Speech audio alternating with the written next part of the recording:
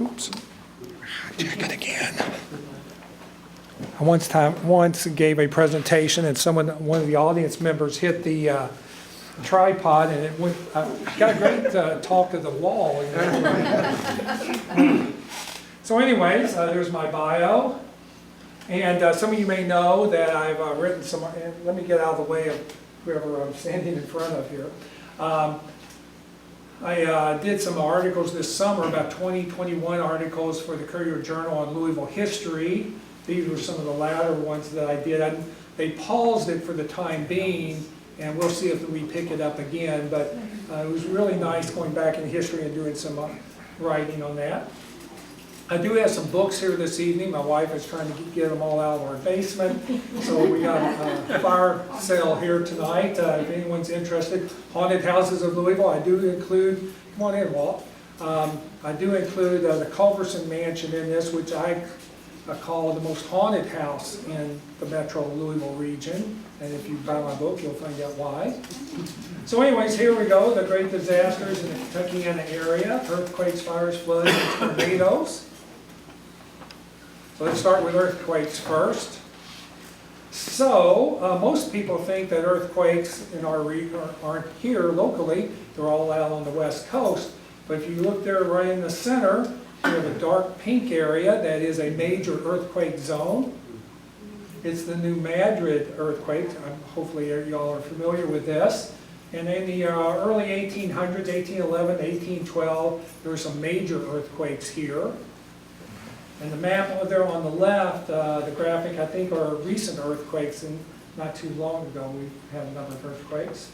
But the New Madrid major earthquake back in 1812 actually altered the course of the Ohio River. It was so significant. One of the buildings that destroyed in the Louisville area was Soldier's Retreat. It did a lot of damage to it. And they've since rebuilt it, and it's now a historic home. It's privately owned. It's still there. Here again are more, these are earthquakes since, I want to say in the last 10 years in the area here. And we do have little trembles every so often. This one happened in 2008, and I actually felt this earthquake. Some of y'all may have. I don't know if the river alters the impact or not. But I was in my kitchen early one morning. It was like 5 a.m., 6 a.m., and I thought a heavy truck had just gone up the road there. And I turned on the TV, and they're talking about, we had an earthquake. And here there was some damage to this building in downtown Louisville. Some bricks fell off the parapet, but it wasn't that property damage. I did a lot of work in western Kentucky into the Paducah area, which is ground zero for these earthquakes. And I did a healthcare facility there, and we have to use moment connections, structural connections to prevent the healthcare. You don't want to be in a hospital or clinic if it falls down during an earthquake, right? So there's special codes for those type facilities to beef them up to resist an earthquake. So that was the earthquake aspect. Did anyone experience an earthquake here or know of one? Yes? It was back in the early 70s, I think. Late 60s, early 70s we had one. Had one here. Yes. The day they had the big tornado that came through, was it 74? Yeah, 74. Okay. I was at a bowling alley and I couldn't hear anything. But my wife called and thought I was crazy because I wouldn't come home. We finished the game, So anyway, then I went out and there was heard all the sounds, and it was just about the time the tornado hit Freedom Hall. And but anyway, then I went on home on the other end of town and went upstairs, our second floor apartment, and the dishes started rattling. And I thought, what in the? And everybody went out on the street, and everybody said, "You feel that?" And there was an earthquake. So about April 3rd, 1974. Where I was, I've heard of that, but interesting. in my neighborhood, it was. Yes, up front. Are the buildings downtown in Louisville up to code with things like that? Probably not. Especially the big high-rises? No, The code is constantly being updated and all that. I know there was a major revision to the structural code about 10 or so years ago. Healthcare has always been high sensitivity for earthquakes. But yeah, but we're so far distance, we're not really within the ground zero. In Paducah, they've had to enhance their buildings for a long time there because they know they're going to get hit if it should happen there. So, but yeah, we're on very far periphery of that. So FARs, for some of you, are very much familiar. Here speaking in New Albany, the Holy Trinity Fire, which hopefully everyone's familiar with, back in 1975. And some of it at December 29th, 1975. And that's what it looks like today, from what I understand. They made a park out of it. And some other things associated with it. There it is on the left, what it originally looked like. And the bells, they salvaged the bells and they installed them there at the park. Another fire here, the W.T. Grant fire, which I believe was there at the, what's now called the Rec Bar and something or other facility. This is the Goodwill fire, which I think a lot of people can reference, February 12th, 1978. There's the fire engine there on the right, which I think was heavily damaged, which we were discussing earlier. And yeah, 8 people were injured during it. What was that? The Goodwill building, it was down on, what was it? State Street. State State Street. Between, Is it community bank now? See, I think I thought I had a photograph of it currently, but I don't. But yeah, there's another structure there currently. And several people were injured there. Several firefighters were. If anyone has any more information on that, feel free to talk about it.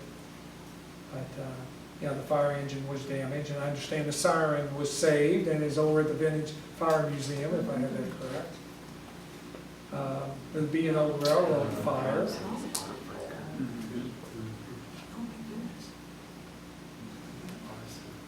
Have they ever determined whether that was arson or not?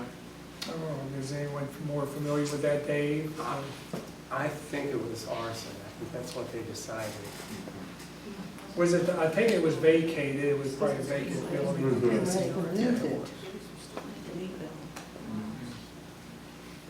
This is one that I came across doing my research. The Moser Leather Tannery fire, pretty substantial, Silver and Main streets. And they were going to propose a major redevelopment of this. Just phenomenal. It's so sad that this did not happen. Wow. And it was in that lower right-hand corner, those vacant lots is where it would have been. Steve, they're putting residential back in there now. That's correct. They're building, me and my wife were just walking the Greenway, and you walk right by it there, and you can see them building all the new housing units there. And shoot, I actually took a photograph when we were walking. I took photographs. I was going to include them in my presentation. I forgot to do so. But anyways, yeah, it's been all cleared, and it's a whole new residential neighborhood district they're building there. So at least something positive came out of it. But boy, to lose those nice buildings and what that could have been, wow.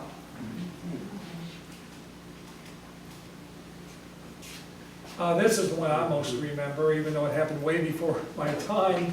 But just seeing this beautiful building and what it is today, just so sad. Yeah, there was a fire in, what, 1939 it says, and they took off the top floor of it. I've not seen any photographs of the fire. There may be some existing. You would think in 39 there would be, but I never came across any photographs of the fire.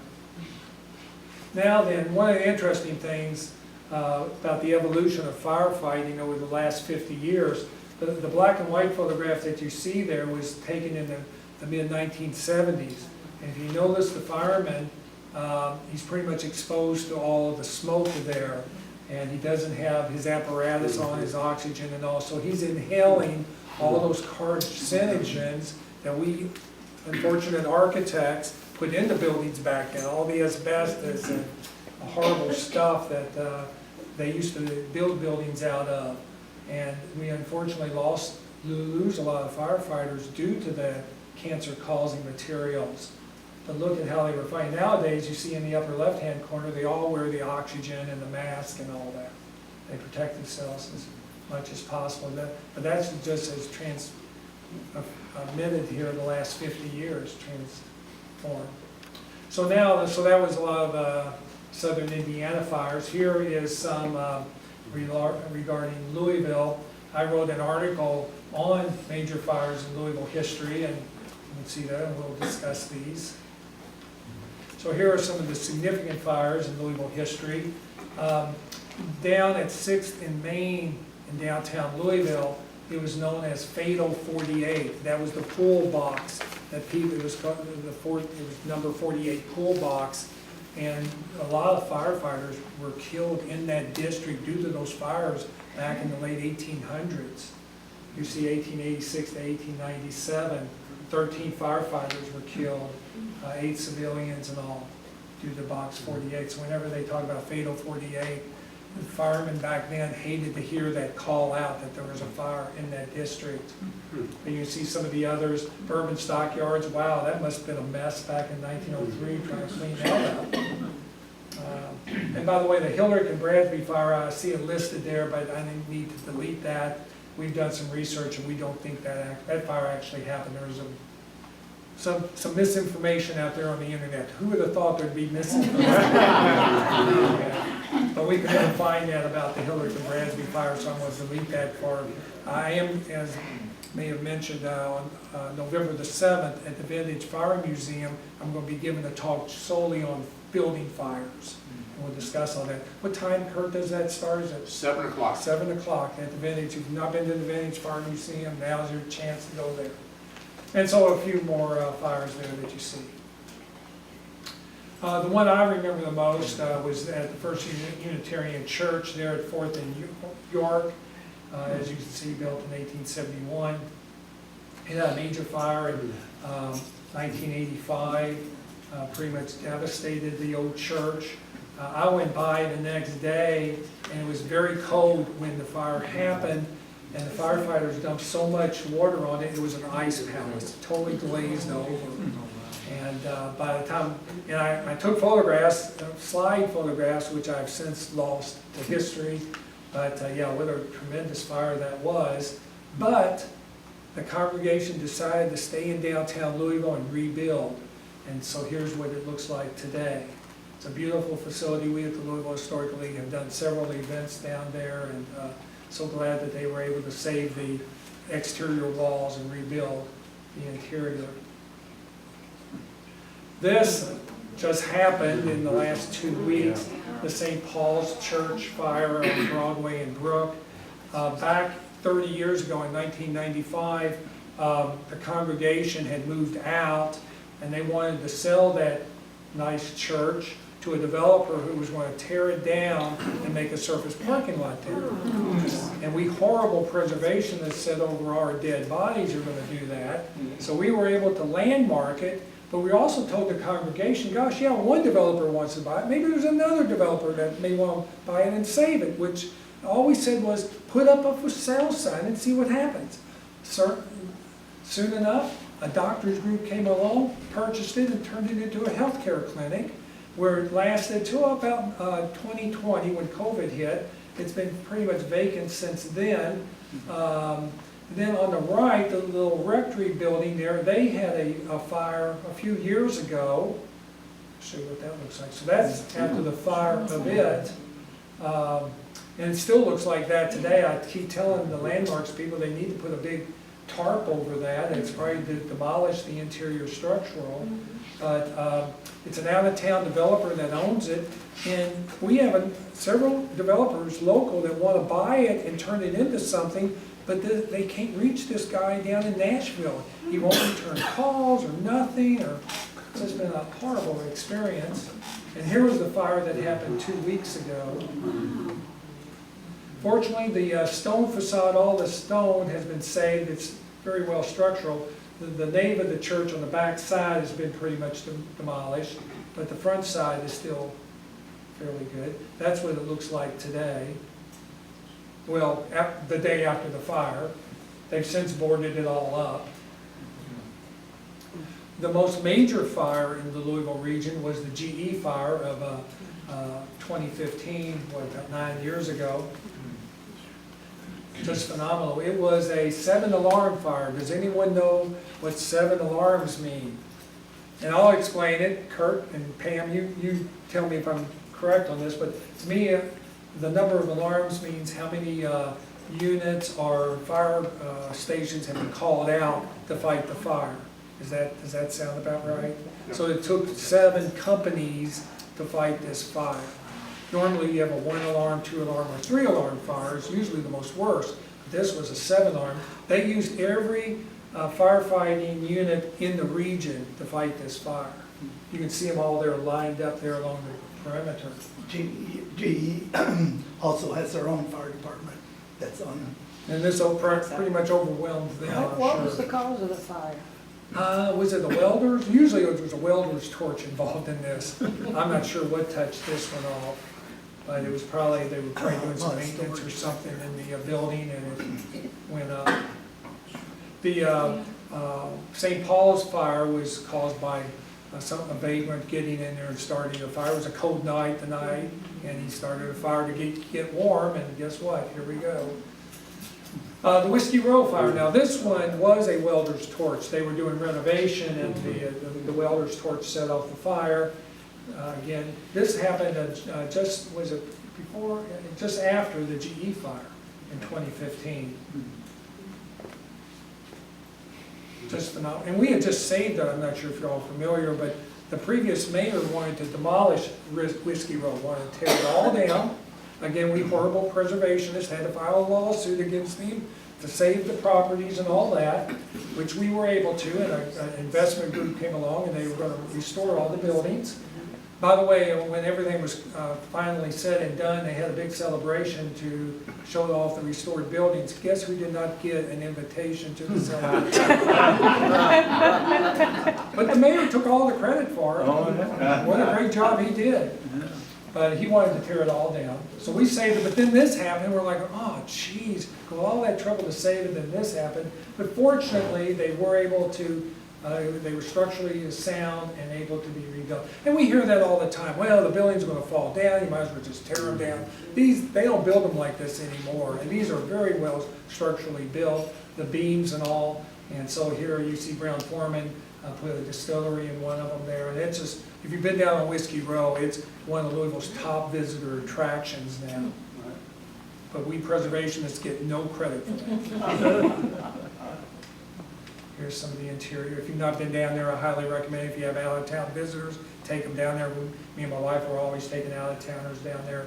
It's a whole distillery. It's phenomenal. And, of course, the Vintage Fire Museum that you have over in Jeffersonville, phenomenal resource. I wish we had that in Louisville, what you guys have over here. It is a phenomenal. Here are some images that are on the exterior windows there. Vintage fire. I like the one in the left, the guy sitting up at the very top. Gosh, I didn't really notice the ones leaning on the ladder there all the way down. Oh, that's hysterical. I wonder what OSHA thinks of that. But anyways, and then this is a great photograph, and that was taken just, the more recent photo was just out front here. Wow, what a great photo of all that. And all the vintage firefighting equipment on the interior there. Definitely worth your while. I've taken my grandsons over there. They love it. If you've got grandkids, great place to take the kids. They are amazed by all that. So here are a lot of I'll pay you for these comments a little bit later. But here are some of the fires that happened here in the New Albany region that we talked about. If anyone has any comments on any of those other fires, feel free to voice those. There was also a big fire out at the recycling area along the river I think that was on July 4th of 2014, I believe. So just recently. Yeah, and it was one of the hottest days of the year. And there were quite a few people who had taken the hospital for heat exhaustion and so forth. But that was a terrible fire. And this photograph I should have animated, and I will animate it for the November 7th thing, but I showed vintage firefighting equipment beyond, on the backside of that new, but just to show the contrast of what they used to fight fires with what they have now. That the vehicles they have nowadays, I mean, they are just phenomenal. I mean, yeah, gosh. They're fantastic vehicles. So now the next disaster we'll discuss is the Big Four Bridge collapse on December 15th, 1893. Here's a little text about what happened. And they were rebuilding the bridge, I believe. It was a smaller bridge, and then they decided to enlarge it, make it bigger for more heavier trains and all.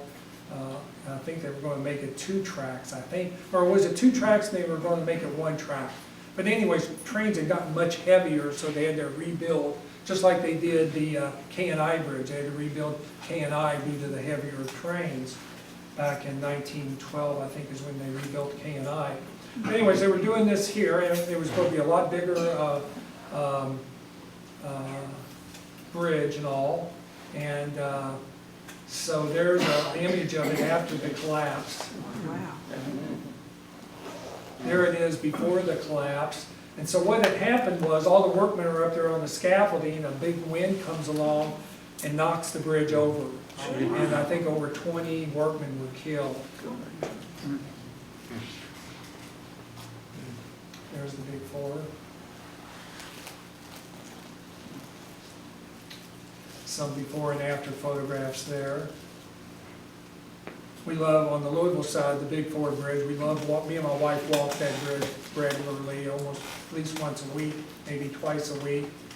Just, we love it. Now, I wish we could do the same thing with the K&I. Gosh, I've written letters to everyone. I wish this Indiana and Kentucky would condemn that bridge, take it over, take the liability away from the, who is it, CNO, or I'm trying to think which rail system. CSI, maybe. CSI, or whatever it is that owns it, and Norfolk Southern, or whoever, and take the liability away and then rebuild the ramps. We could use another local access bridge here, don't you think? She put a toll on it. Yeah, put a toll on it. But at least make it a pedestrian and bike bridge, and y'all can have the same benefit that we've got over with Jeffersonville. It has really boosted the downtown Jeffersonville economy, all the restaurants and everything that have happened there. There's the Big Four today as we know it. Just phenomenal. And just think they wanted to tear that down too, and I was on the waterfront design committee back in the 1980s, and we were trying to figure out what to do about this, and someone had the suggestion, let's make it a pedestrian bridge, and lo and behold, that's what happens. Sewer explosion, that's a fun topic. Almost on Valentine's Day of 1981. So what happened here was some chemicals got into our sewer system from the old Ralston Perina plant that used to be off I-65 there at the Crittenden Drive exit.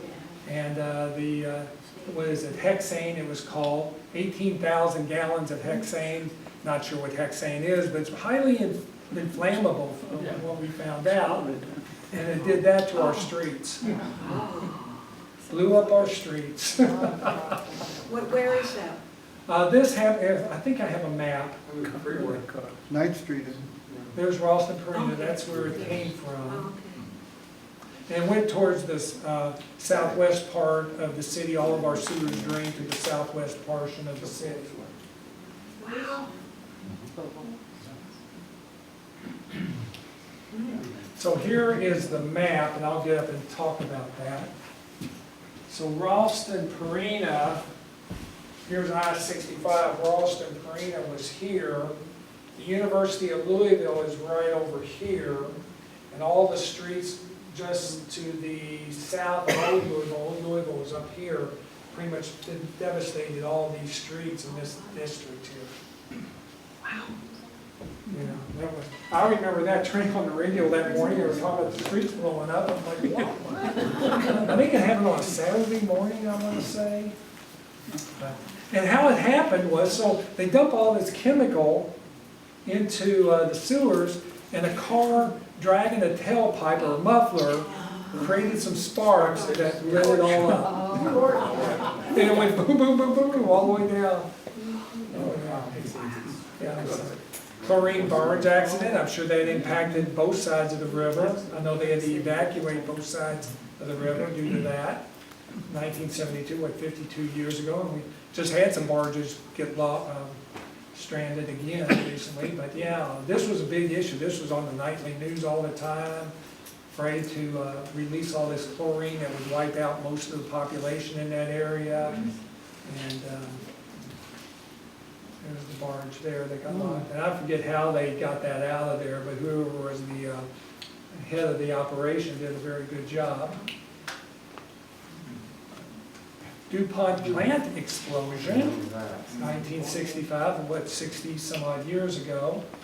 And it's down in our Rubber Town district of Louisville, which is on the western part, just west of the Waterston Expressway there.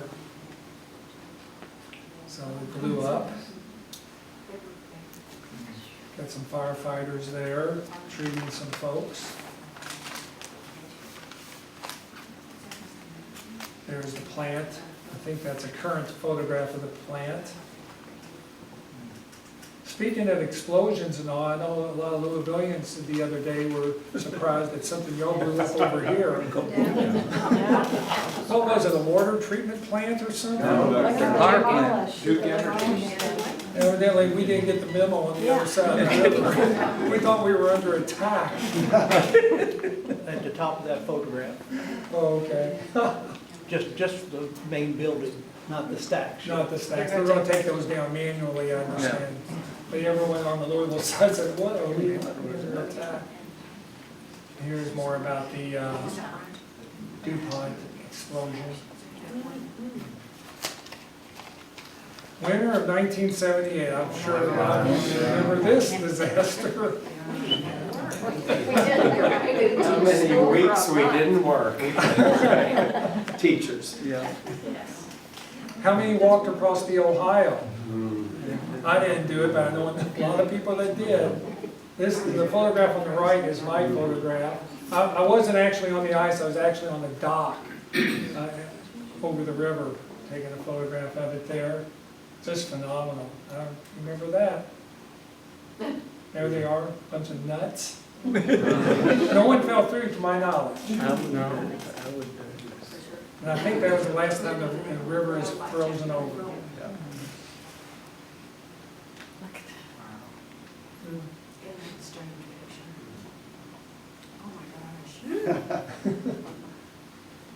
It looks photoshopped. Was, okay, yeah, fake news, you think that was fake news?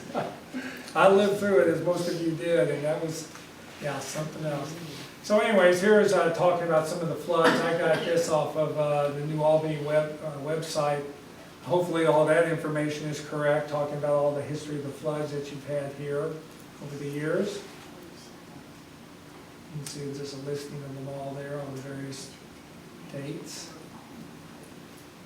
So, of course, the most famous one was the 1937 flood, late to January of 1937. And I think that is of New Albany there, I want to say, that photograph in the upper right-hand corner. Here, this is definitely New Albany here.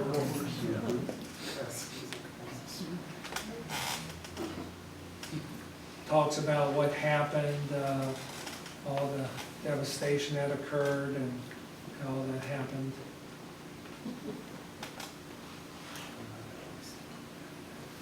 That pumper truck is, yeah, it's at the museum. Oh, okay.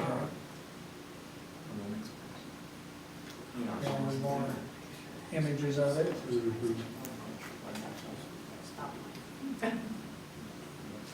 There's the Ellsby building. Speaking of which, is that project going forward? Is the renovation happening? Good. And there on the right is the old Opera House. You can see it, it was still had its top floors on it in 1937. It was 1939 when they had the fire.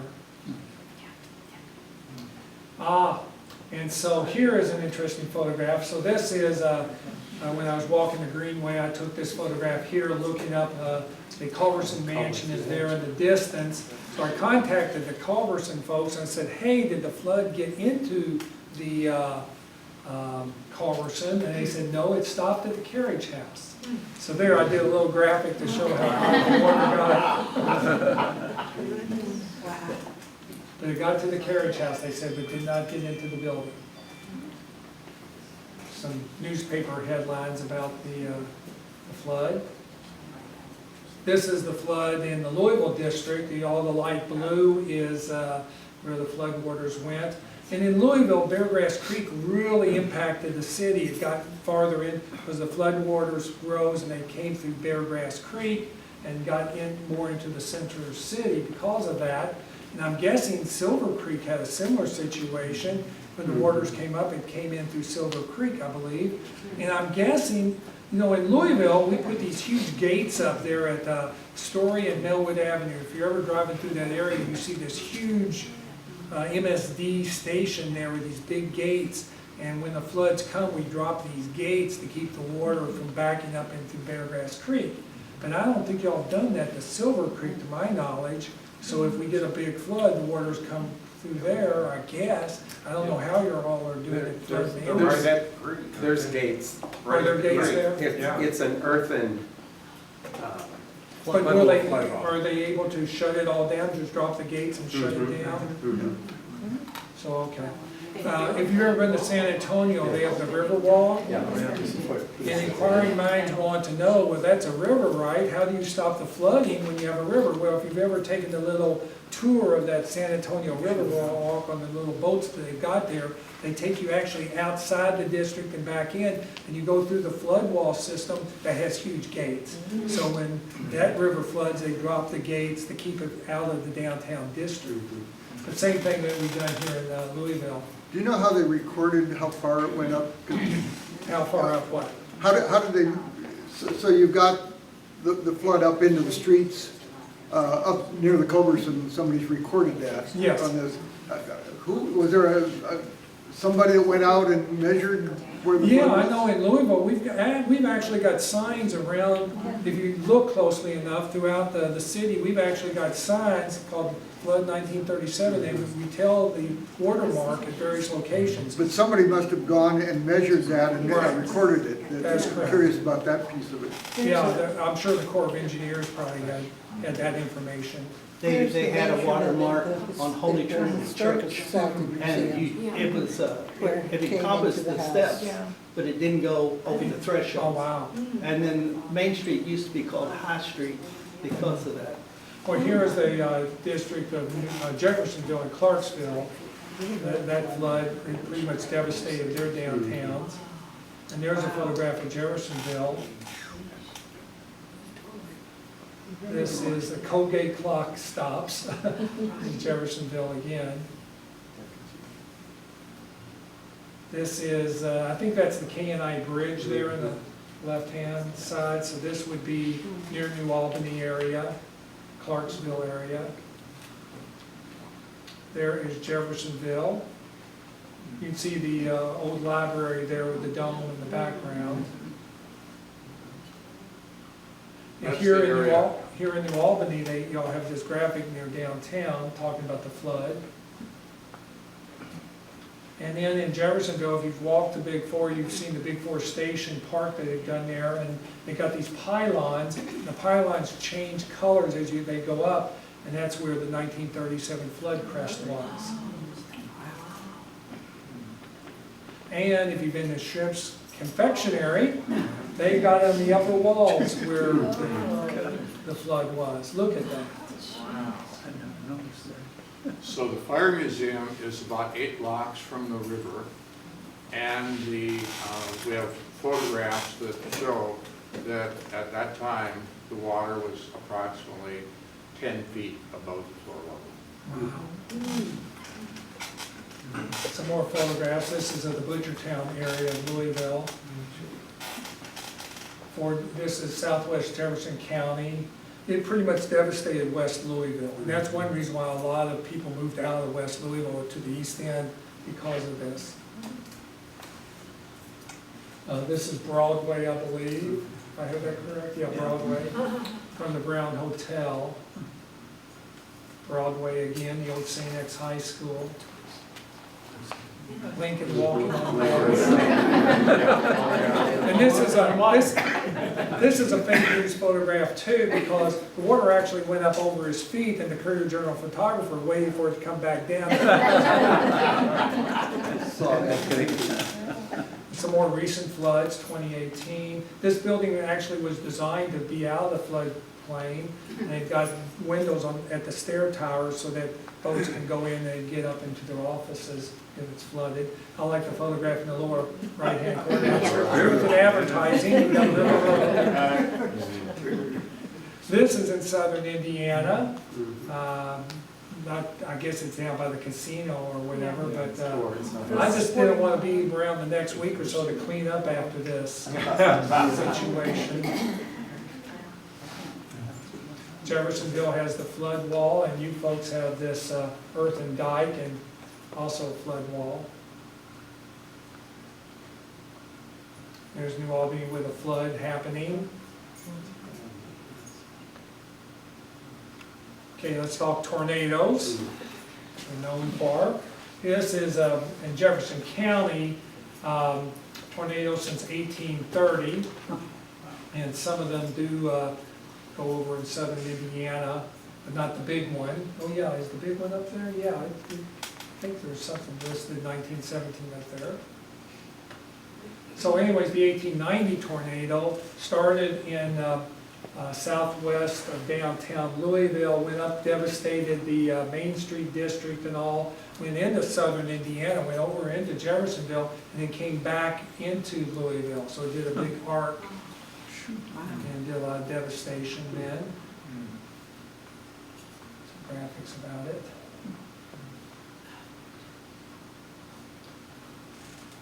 It's West Louisville area.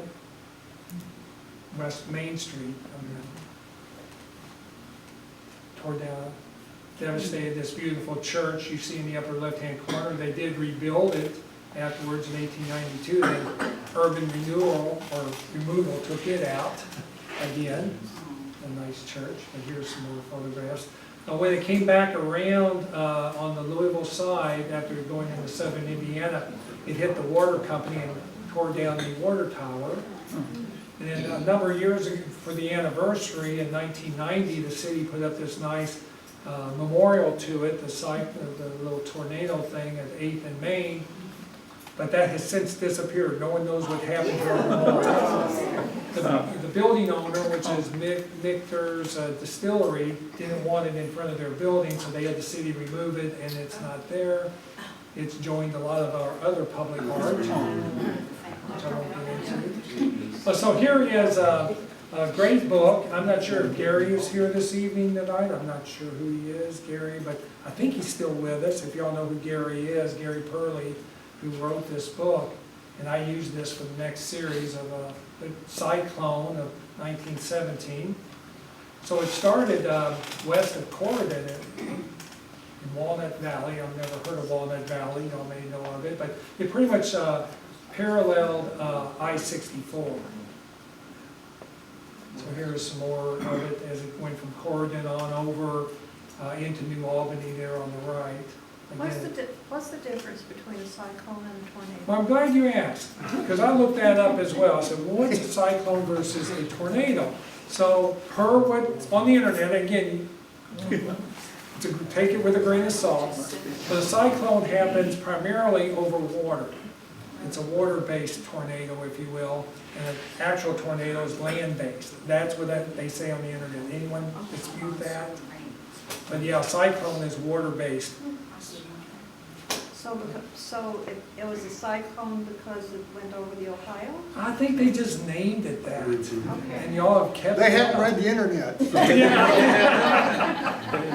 But yeah, for some reason, it should be the tornado of 1917. Yeah. Yeah. But But the old timers that lived through it, it was a cyclone of '17. I'll look in my 1917. And so here is talking about the approach and everything. It happened after 3 o'clock on that date. There's some devastation from it. Can you back up one? Sure. Oh, sorry.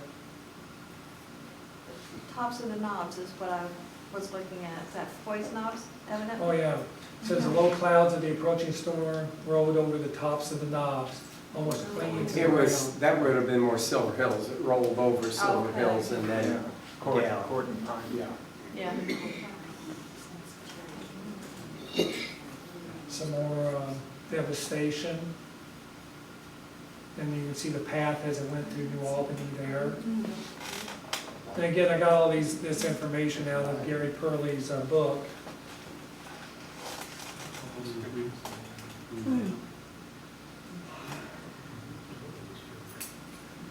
In the upper left-hand corner, it says the Washington C. DePaul House, which we have since learned that it was what? It was his summer house, and it's not the Washington C. DePaul House, but it was, I forget what the C stands for. Is it Charles? Charles. Charles DePaul.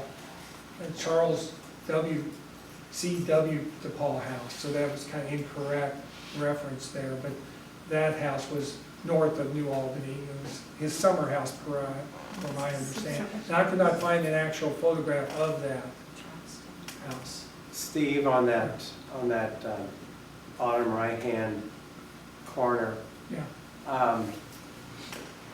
Jane Cody Bar, Jane Barth, Jane Barth. She and her mother were visiting someone at that home when the cyclone hit, and they ran down towards town telling people what had happened, but no one would believe them because the downtown, nothing was touched down there. But I remember Jane saying that she had had blood on her dress as when they were there, visiting and taking cover and such, and had the blood on her dress when she got home. Wow.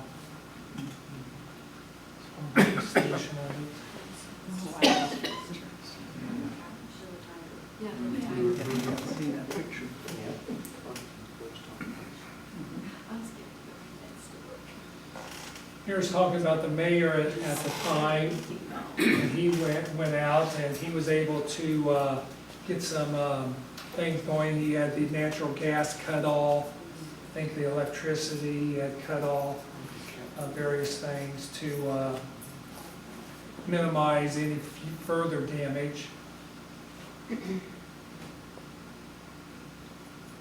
So then it continued across southern Indiana and exited there at Utica and pretty much stopped once it got into the Louisville area, Jefferson County area.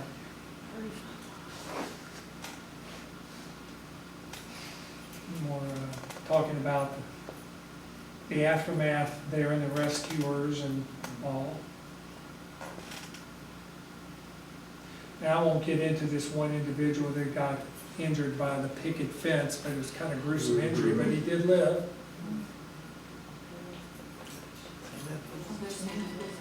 A lot of the injured were taken here to this hospital. Which hospital is Which I take it is no longer with us. Part of the building, Front building's gone. but part of the back building is still- still there. Buildings there. So it's still there, good. That's good. And they used the K&I Bridge to bring over support from Louisville. A lot of the firefighters and first responders were able to use the K&I Bridge, which was in existence at that time. They had just rebuilt it, as I said, in 1912, and so they were able to bring folks over from the Louisville area to help out. I was born at that hospital. Oh, wow. So was that. Make two of us. Chorus of 10. Were you? So here is some data on the right there. It traveled about 35 miles. It was an F4 rating, the F5 is the worst. We've not quite figured out the full death toll. Between 45 to 58 is what I've been reading in the various sources. Damage, which really 40 million's not that in today's money.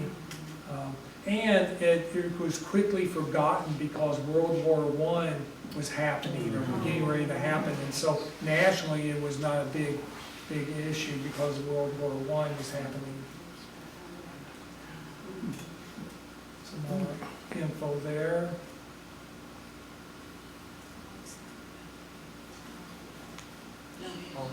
And so here I did a overall graphic of where it started there by Corydon all the way over to Utica. How far it went, 35 miles.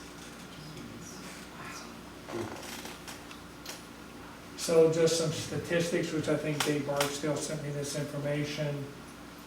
In New Albany primarily, this isn't for the whole tornado, but just it was only on the ground in the New Albany area for 5 minutes. Number of people impacted and all. One firehouse was demolished. State Street.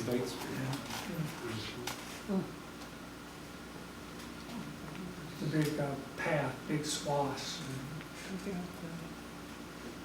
And you do have a historical marker up, which is at Children's Academy at Pearl and Union. Talk about it. And on the further tornadoes, the 1974 tornado, which we referenced earlier, the April 3rd. It's a pretty major deal in the Louisville area, Eastern Parkway area, the Eastern Cherokee Park. This is Frankfort Avenue area near the water company. We lost this beautiful mansion, was demolished. That's what's there today. They tore it down afterwards, wiped it out. Bardstown Road area, Cherokee Park, before and after Bardstown Road. But the most damage, destruction in Kentuckiana was deliberate and self-inflicted, not natural. So what might that be? We call it after the bombings, urban renewal, wiped out a lot. So everything in yellow there has been demolished. Oh my gosh. These are some of the nice buildings that we lost due to urban removal. Newspaper article talking about it. I did an article for the Courier Journal about all. Was that for the freeway? No, this was just urban renewal. No, did not include the expressway. And what it was, we tore down over 2,000 buildings, and they were supposed to save some buildings. They only saved less than 200. They tore down 10 times that. Here's a good reference, before up there at the top, and then after. Oh my gosh. So when you drive through downtown Louisville and you see all these parking lots, yes, there were buildings that were there at one point. So here is 1900, a figure ground. Everything in black there are buildings.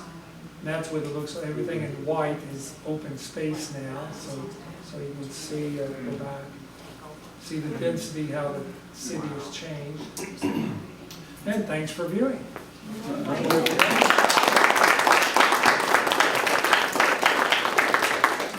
So, yeah, if anyone has any comments on the floods or any other disasters that we've had here, feel free to talk about that. We will be talking more about fires on November the 7th at 7 p.m. at the Vintage Firehouse. I have a question. Yes. Why do you say the Culbertson Mansion is the most haunted house? You have to read my book. It's only cost $5. But no, Give me a hint. So I did a book called Historic Houses of Louisville. I did a whole house series, modern houses, carriage houses, distinctive houses, one other, modern houses, historic houses, carriage houses, distinctive houses. And so when I did my historic houses book, they would always tell me about their ghost. Whenever I went and did took photographs and talked to the owners of these historic homes, they would always tell me about their ghost. And it's like, I can't put that in my historic houses book, that's crazy. So I would at family gatherings talk about these ghostly tales that I heard about from these historic homes. And my niece one year said, Uncle Steve, you ought to put that into a book. And that turned out to be my most popular book. There's money and ghosts. And so at the Culberson, I talked to a lot of the staff there. Now that's been about 10 or so years ago, but every haunting thing has happened at the Culberson Mansion. They've had electrical malfunctions, they've seen apparitions, they smell cigar smoke there. All the staff that I talked to back then, I'm not sure about the current staff, but back then they would all tell me their ghostly tales that were happening at the Culberson. So I included a chapter about that in my book.